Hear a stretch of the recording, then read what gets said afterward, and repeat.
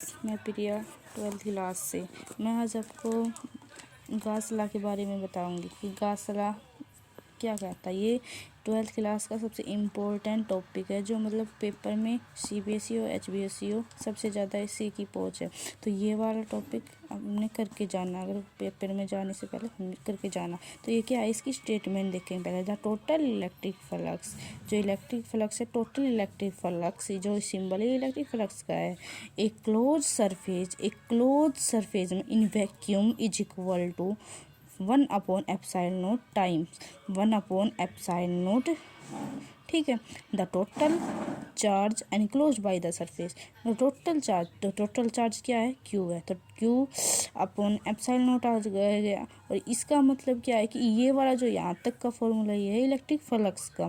तो अगर आपने इलेक्ट्रिक फ्लक्स पढ़ा है तो आप ये समझ जाओगे कि क्या है। तो ये वाला गॉस लॉ इतना कहता है, ठीक है। तो इसमें क्या होगा, the total electric flux through a close surface in vacuum is equal to one by epsilon Q time the total charge enclose by the surface.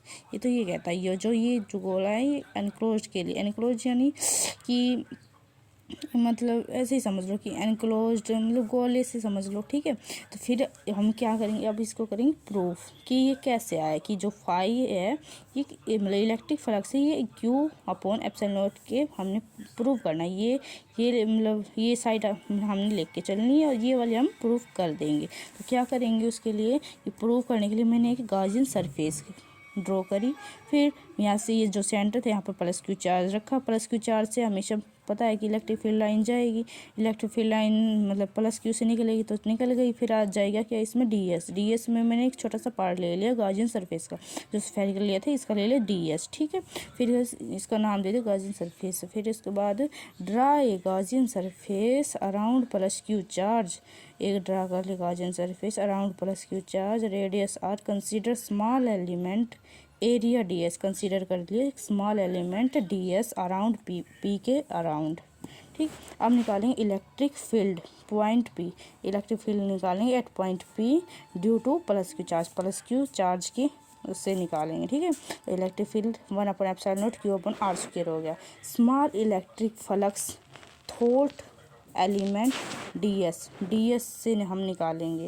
अब DS मतलब छोटा निकालें, छोटे के लिए हम स्मॉल वैल्यू करेंगे। स्मॉल क्या आएगा, मतलब स्मॉल D के लिए हम उसे वो करेंगे, ठीक है। तो D∅ is equal to E × DS, ठीक। वेक्टर फॉर्म आ गई। अब क्या होगा कि अब वेक्टर फॉर्म को हम खोलेंगे तो cos थीटा आएगा, और यहाँ पर थीटा क्या है, थीटा है 0 डिग्री। देखो थीटा 0 डिग्री कहाँ पर है, हमें E और DS के बीच में देखना है। तो E यहाँ पर एक साइन एक ही डायरेक्शन में, दोनों तो एक ही डायरेक्शन में जो एंगल है वो 0 डिग्री आ गया।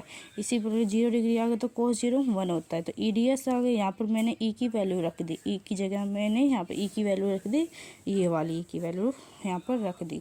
अब क्या होगा, E की रख दी, DS आ गया। Total electric flux through whole surface, total electric flux निकालेंगे। टोटल के लिए क्या होगा, इंटीग्रेशन करेंगे तो क्या हो जाएगी, कांस्टेंट वैल्यू है, जो पूरी कांस्टेंट बाहर आ जाएगा। D∅ का फाई आएगा, ठीक। कांस्टेंट है। DS का क्या होगा, मतलब उसकी जो मतलब एरिया है जो स्फेरिकल का वो आएगा, सरफेस एरिया। तो क्या होगा 4πr²। तो आप कैंसिल होकर ये आ गया ना D∅। Thank you.